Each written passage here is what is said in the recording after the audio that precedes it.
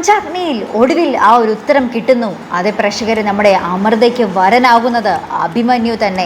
നമ്മുടെ പല പ്രമോയിലും പലരായിരുന്നു നമ്മുടെ അമൃതയ്ക്ക് കഴുത്തിൽ താലി കെട്ടിയിരുന്നത്. പലതും സ്വപ്നമായിരിക്കും, പലതും യാഥാർത്ഥ്യമായിരിക്കും. അപ്പോൾ എന്താണ് സത്യം എന്നുള്ളത് ഇതുവരേക്കും നമ്മൾക്ക് അറിയില്ലായിരുന്നു. പക്ഷേ ഇപ്പോൾ നമ്മൾക്ക് കിട്ടുന്നത് നമ്മുടെ അഭിമന്യുവാണ് നമ്മുടെ അമൃതയുടെ കഴുത്തിൽ താലി കെട്ടുന്നത് എന്നുള്ളൊരു വിവരം തന്നെയാണ്. എന്തായാലും ആ ഒരു മനോഹരമായിട്ടുള്ള നിമിഷം തന്നെയായിരിക്കും നമ്മുടെ ഇനി പഞ്ചാഗ്നി എപ്പിസോഡിൽ വരാൻ പോകുന്നത്.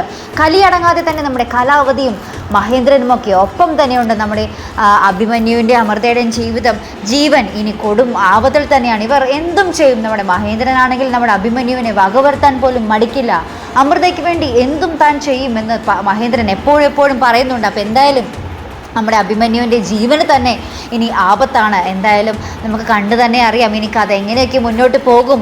നമ്മുടെ അഭിമന്യുവിനെയും അമൃതയെയും വകവരുത്തുക തന്നെയായിരിക്കും നമ്മുടെ മഹേന്ദ്രൻ്റെയൊക്കെ ലക്ഷ്യം.